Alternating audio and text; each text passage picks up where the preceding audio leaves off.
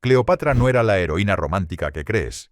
Era una maestra de la manipulación, una estratega despiadada que usó el amor, la traición y el veneno para mantener su poder. Cleopatra VII. Filópator nació en el año 69 a.C. en Alejandría, Egipto, una ciudad que en ese momento era el centro cultural y económico del Mediterráneo. Aunque su nombre está indisolublemente ligado a Egipto, Cleopatra no era egipcia de sangre. Perteneció a la dinastía ptolemaica, una familia de origen griego que gobernó Egipto durante casi 3 siglos después de la muerte de Alejandro Magno. Los ptolomeos mantuvieron una separación cultural de sus súbditos egipcios, prefiriendo hablar griego y seguir costumbres helenísticas.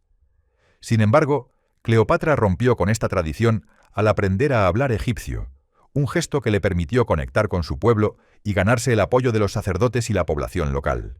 Desde pequeña, Cleopatra fue educada en una corte llena de intrigas y traiciones. Su padre, Ptolomeo XII, conocido como Auletes, el flautista, era un gobernante débil y corrupto que dependía del apoyo de Roma para mantenerse en el poder. Su reinado estuvo marcado por revueltas populares y una crisis económica que dejó a Egipto en una posición vulnerable. Cleopatra, como hija de un rey inestable, aprendió rápidamente que en un mundo dominado por hombres, una mujer debía ser astuta, despiadada y, sobre todo, inteligente para sobrevivir. A los 18 años, Cleopatra ascendió al trono junto a su hermano Ptolomeo XIII, quien tenía solo 10 años en ese momento. Según la tradición ptolemaica, Cleopatra estaba obligada a casarse con su hermano para mantener la pureza de la dinastía.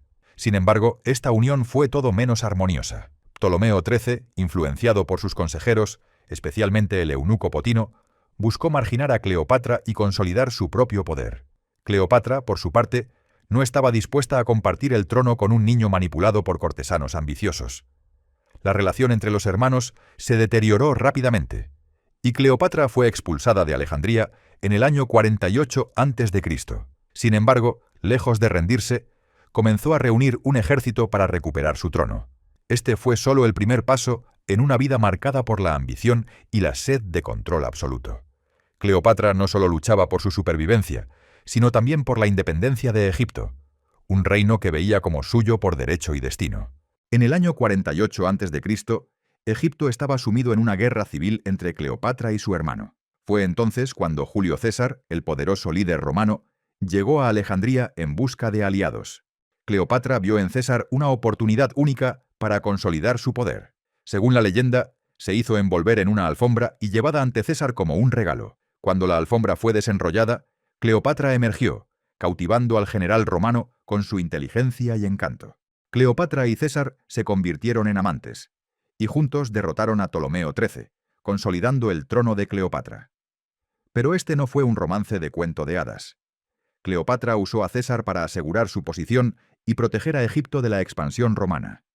Incluso dio a luz a un hijo, Cesarión, a quien proclamó como el heredero legítimo de César y de Egipto. Sin embargo, el asesinato de César en el 44 a.C. dejó a Cleopatra en una posición vulnerable, y una vez más, tuvo que recurrir a su astucia para sobrevivir. Tras la muerte de César en el 44 a.C., Cleopatra se encontró en una posición vulnerable. Sin su poderoso aliado romano, regresó a Egipto, donde comenzó a planear su próximo movimiento. Fue entonces cuando Marco Antonio, uno de los líderes del segundo triunvirato romano, entró en escena. Cleopatra y Marco Antonio se conocieron en Tarso en el 41 a.C., y su encuentro fue tan dramático como estratégico. Cleopatra llegó en una barcaza adornada con velas púrpuras y oro, vestida como la diosa Afrodita, dejando a Marco Antonio completamente cautivado. Su relación se convirtió en una de las más famosas de la historia, pero Cleopatra no estaba motivada por el amor, sino por la política. Marco Antonio le ofreció protección militar y apoyo político, mientras que Cleopatra le proporcionó recursos económicos y una base de poder en Oriente. Juntos formaron una alianza que desafió a Roma. Cleopatra soñaba con un imperio que uniera Egipto y Roma bajo su mando, y Marco Antonio, seducido por su visión, parecía dispuesto a seguirla. Sin embargo, su relación no fue bien recibida en Roma. Octavio, el futuro emperador Augusto y rival de Marco Antonio, utilizó la propaganda para pintar a Cleopatra como una seductora peligrosa que había corrompido a Marco Antonio. Octavio vio a Cleopatra como una amenaza para Roma y aprovechó la situación para declarar la guerra a Egipto. La tensión entre ambos bandos culminó en la batalla de Actium en el 31 a.C., donde las fuerzas de Cleopatra y Marco Antonio fueron derrotadas. Durante la batalla, Cleopatra abandonó el campo de batalla con sus barcos, lo que llevó a Marco Antonio a seguirla, sellando su derrota. Tras la derrota en Actium en el 31 a.C., Cleopatra y Marco Antonio huyeron a Alejandría, la capital de Egipto. Allí intentaron reorganizar sus fuerzas y prepararse para el inevitable avance de Octavio. Sin embargo, la moral de sus tropas estaba por los suelos, y el apoyo popular comenzó a desvanecerse. Cleopatra, siempre astuta, intentó negociar con Octavio, pero éste estaba decidido a convertir a Egipto en una provincia romana y a llevarla a Roma como trofeo de guerra.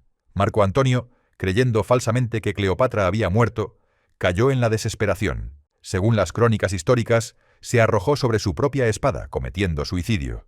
Sin embargo, antes de morir, se enteró de que Cleopatra aún vivía y fue llevado hasta ella, donde murió en sus brazos.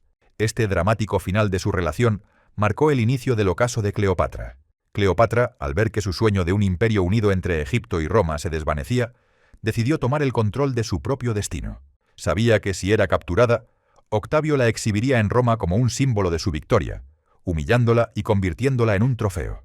Para evitar este destino, Cleopatra optó por el suicidio. Según la historia más aceptada, se dejó morder por una serpiente venenosa, conocida como áspid, en un acto que combinaba simbolismo y pragmatismo.